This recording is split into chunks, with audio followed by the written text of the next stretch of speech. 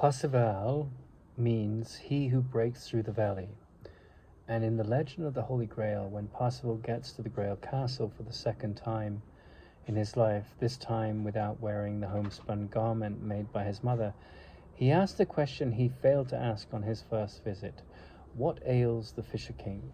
The Fisher King is the king of the Grail Castle, and he's healed fully and immediately by this question. He dies 3 days later. He's been waiting and suffering for a knight to come and ask this question all of his adult life. And up until that point, the wounded Fisher King is only happy when fishing. The fishing represents the dive into the unconscious mind to reveal deeper meaning. Liberation comes when an active force, Parsifal, expresses compassion and an interest in ending the pain perceptions that governs the mind, that lords over the castle of inner affairs. This question signifies the awakening of a deeper compassion for suffering. It's a question that can only be asked from a certain level of inner maturity. And it's not a question that can be feigned. It comes like a fruit that falls when ripe from the tree. It's the question that consciousness asks when it's self-aware and no longer deceived by the wasteland of vested interest. It cannot come to a politician in the broadest sense of that word, meaning one who forgives by ending what manufactures grievances and judgment, one who forgives and who does not react but acts in accordance with rightness. It cannot come to a politician propelled by a selfish motive, and it cannot come to a reformer of the world.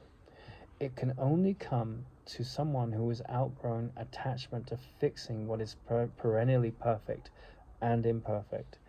It cannot come to one who seeks to heal by outer means, dogma, and it cannot come to someone blind to the purpose of the duality of the world. In that sense, Parsifal represents a certain level of awareness. Parsifal means he who breaks through the veil of deceptions, through the valley of deceptions.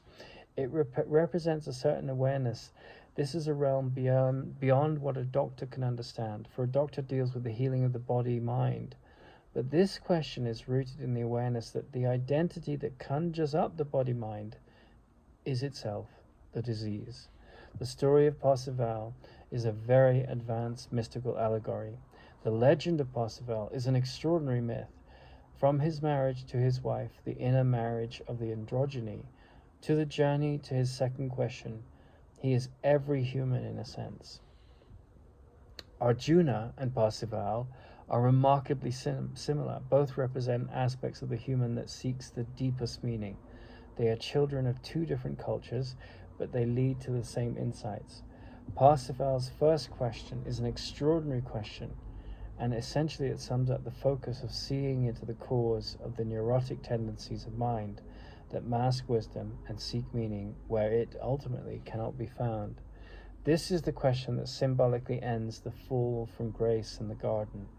It identifies what the pain mechanism is psychologically and looks to a horizon beyond its operational powers. This focus leads Parsifal to then ask a second question. Whom does the Grail serve? The answer comes back that the king at the heart of the castle. A king imparts duty, and the king at the heart of the castle is the self.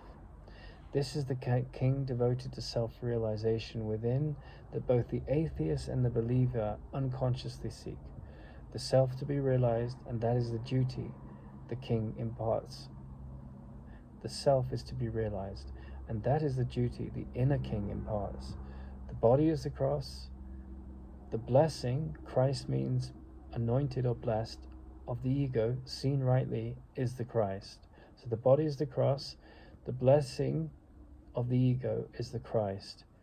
And the ego/Christ dies on the cross and ascends to self-knowledge. This is the process the king at the heart of the castle unleashes. The journey is an inner journey that is universal, but not always recognized. Parsifal, in that sense, in asking his second question, is dying to ego empathy and awakening to the death of the affinity in the mind to affirm the validity of the pain mechanism that creates all upset. I'll say that again. Parsifal, in that sense, in asking his second question, who does the Grail serve, is dying to ego empathy an awakening to the death of the affinity in the mind to affirm the validity of the pain mechanism. The pain mechanism creates all upset. He is essentially uprooting the ego, which is the source of all neurotic tendency. Parsifal's second question signifies the end of the power of the placebo and the nocebo, the process of the death of ego. The ego is propelled by desire and fear, and the death of ego is the desire to divorce from the root cause of pain perception.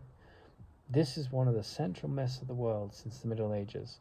A myth is a lie, which is true for everyone. It's extraordinary that we have so much entertainment today, but the significance of this very important myth is hardly featured. The ego is a master of distraction, and Hollywood is usually distracted. There's some wonderful movies that come out of Hollywood, of course, but rarely do you find the great myths. Like the story of Job is one of the greatest myths of all time. The story of Aphrodite, the story of Psyche, the story of Tristan and Isolde, the story of Parsifal. These are the great myths that shape the age, but we don't have them, or that shape the ages and go beyond time, but we don't have them in the pantheon of our movies. An inner life that doesn't grapple with these themes is like a blindfolded man who tries to pin the tail to the donkey. An inner life that has taken the blindfold off. So an inner life that doesn't grapple with these themes is like a blindfolded man who tries to pin the tail to the donkey. An inner life that does take these profound, important themes of Parsifal's 2 questions to heart is like someone who has taken the blindfold off.